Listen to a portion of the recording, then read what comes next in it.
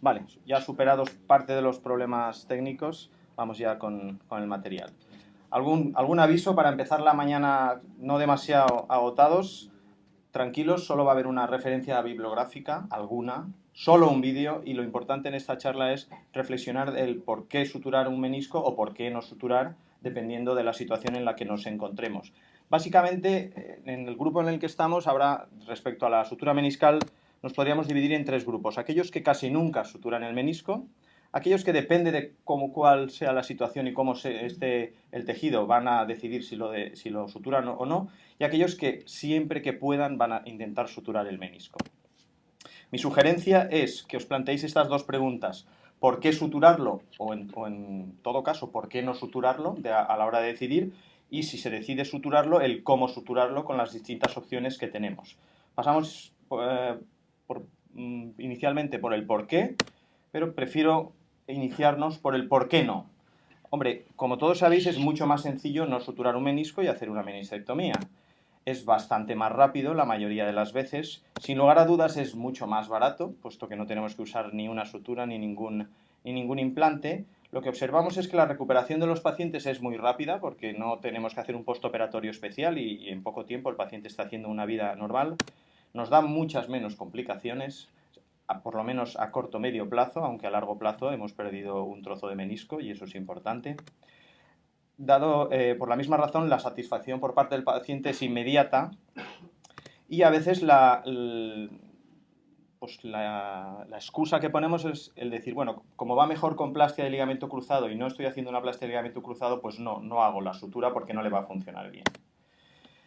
Por estas razones, la realidad es que, según lo publicado, se realiza aproximadamente un 6,4% de las lesiones meniscales, solo un 6,4% son reparadas, y de estas, el 70% de ellas son en el contexto de una plastia de ligamento cruzado anterior. Pero si pasamos a otras razones, es decir, bueno, ¿por qué sí suturar estas lesiones? Bueno, porque sabemos que la meniscectomía por sí misma no es benigna en absoluto. Una resección de un 30 a un 80% va a provocar cambios degenerativos claros con el paso del tiempo. En el caso de la plastia y en presencia de unos meniscos íntegros, obtenemos radiografías normales hasta en un 89% de los casos a los 10 años, lo cual significa que ambos se protegen el uno al otro. Como decíamos, además, el menisco protege al cartílago, es una de sus funciones principales. Y también se puede utilizar como razón, dado que tenemos mejor resultado en la plastia, pues intentar ser más agresivos a la hora de intentar reparar siempre que estemos en una plastia de cruzado anterior. Aparte, ¿qué sentido tiene? No tendría mucho sentido hablar de sustitutos meniscales, de trasplantes meniscales, de osteotomías de descarga, cuando no nos estamos preocupando del paso previo, que es el cuidar llegar a o intentar evitar llegar a esta situación. Una vez que nos hemos planteado el por qué o el por qué no, habría que plantearse el cómo. Bueno, en la evolución de los sistemas de sutura, como sabéis, los podemos llamar primera, segunda, tercera generación. La primera generación fueron las suturas simples, que se siguen utilizando hoy en día. La segunda generación vino toda una remesa de tacos, grapas, tornillos, ganchos. Alguno de ellos se sigue utilizando. Y la tercera generación son dispositivos generalmente llamados todo dentro, in, y que nos permiten un cierto autoajuste. Todos tienen sus ventajas y sus inconvenientes.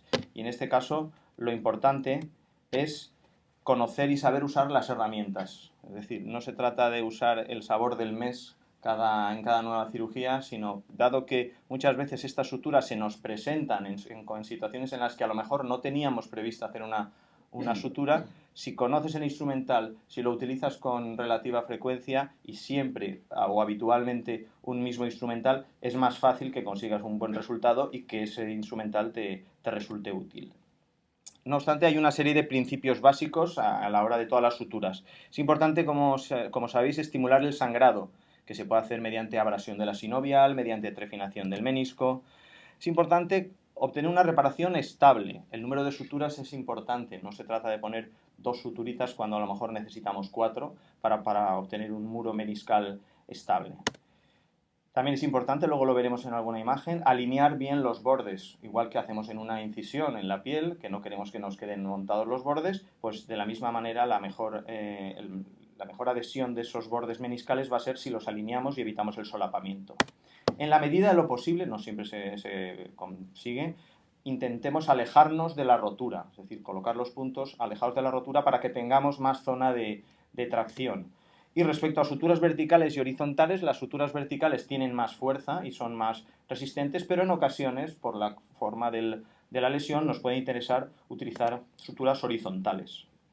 Como hemos dicho, LCA y menisco se protegen mutuamente, o sea, ser muy vehementes y agresivos a la hora de plantear una lesión meniscal en el contexto de un LCA, porque las posibilidades de éxito son muy grandes. Mejor, en la medida de lo posible, con suturas no absorbibles, porque parece que si se absorben demasiado pronto, pues disminuye la incidencia de buenos resultados. Y recordad que en las lesiones degenerativas el resultado es generalmente malo, o sea que vale la pena meniscos que no se nos deshagan.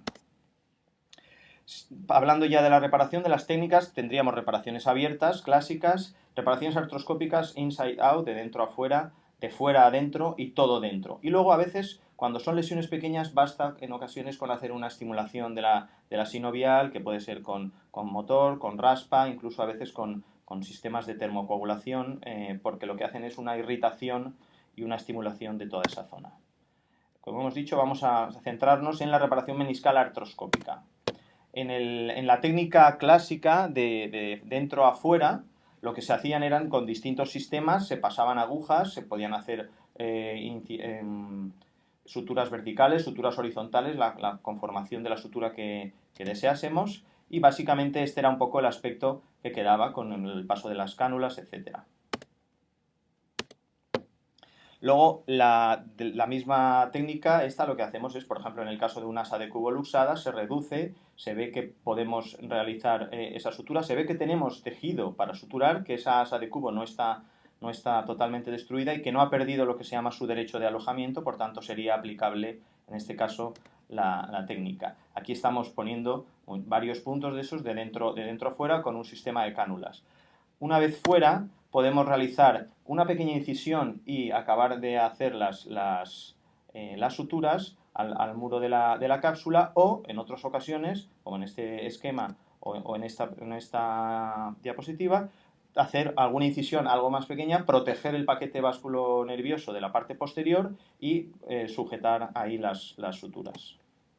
Y luego lo último más utilizado actualmente son los sistemas en lo que todo se realiza desde dentro. Como hemos dicho, ha habido y sigue habiendo en el mercado dispositivos a modo de taco, a modo de pincho, a modo de cordón, etc.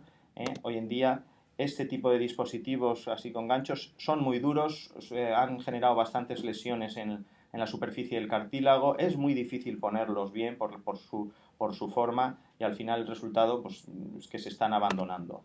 Se utilizan más los sistemas de sutura que nos permiten la sutura, digamos, automatizada. Este es un caso de Fast Fix, que permite llegar, tienen, como sabéis, distintas angulaciones. Ahí vamos a tener que cambiar de portales, no siempre vamos a estar trabajando con la cámara en el portal anteroexterno, dependiendo de la localización de la lesión podemos cambiar la entrada del instrumental según nos haga falta, y podemos ir avanzando desde el centro hacia la periferia. Y el número, aquí como comentábamos antes, en esta diapositiva, tienen que estar por encima y a borde de la lesión, de manera que no se nos queden solapados los bordes. En este caso de un asa de cubo luxada, podemos, de un chaval muy joven, hay uno a priori lo que apetece es realizar la menistectomía, porque va a ser mucho más sencillo, mucho más rápido, pero es un chaval muy joven que, bueno, pues por lo menos hay que intentarlo. En este caso realizamos varias técnicas. En la parte más posterior realizamos implantes de este tipo de sutura in-in. Posteriormente avanzamos con suturas de dentro a fuera, y en esta última diapositiva con suturas de fuera a dentro. Vamos avanzando. Las suturas de dentro a fuera podemos ir cogiéndolas también con este tipo de dispositivos, las de fuera a dentro con pasadores de suturas o tipo PDS o como queramos, y al final conseguimos una reparación estable de toda la lesión.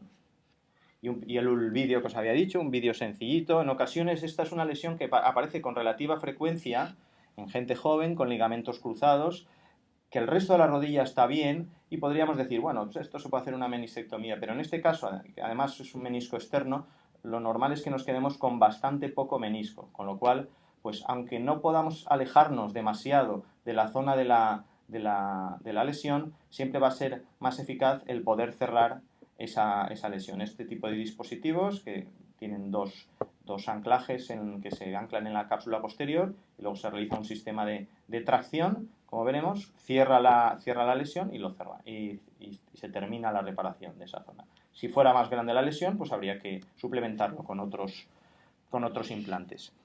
Básicamente la idea era que, bueno, los que estaban en el grupo de casi nunca suturo, si es posible, que puedan pasar al grupo de depende y consideren algunas otras opciones. Los que estaban en el grupo de depende, pues pudieran pasar al grupo de siempre que puedo, en la medida de lo posible intentarlo, sobre todo en los casos de la gente más joven y que el resto de la rodilla se encuentra en buenas condiciones.